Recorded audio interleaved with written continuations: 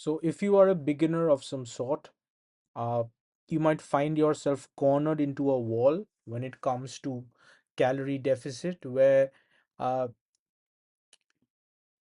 you are under eating. You find yourself stuck in a calorie zone that is really low, and removing any additional calories means you'll have to deprive your body of certain uh, important nutrients. So the strategy of climbing out of that hole is to add back calories and also increase gym performance to kind of accommodate for that extra calories.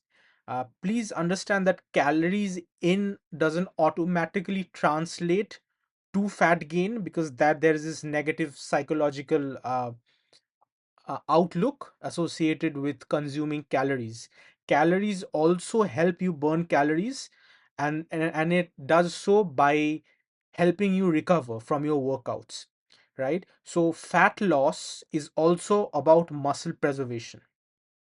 We only tend to measure calories, and that is a great way. If you're someone who measures food, logs in different apps such as MyFitnessPal, that is kudos to you. But there is also another important component that is very easy to miss, that is locking in your gym performance, right? So from in my case, I use the trap bar deadlifts as a reference.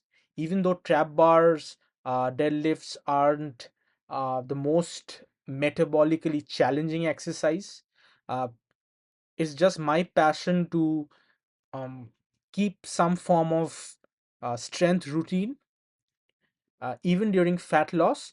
But if you are someone who likes doing, let's say, complexes, circuit training, kettlebell swings, please try to maintain some form of log. Your exercise performance anchors in your muscle mass, right? Your exercise performance is a reasonably reliable indicator of how much muscle mass your body is holding.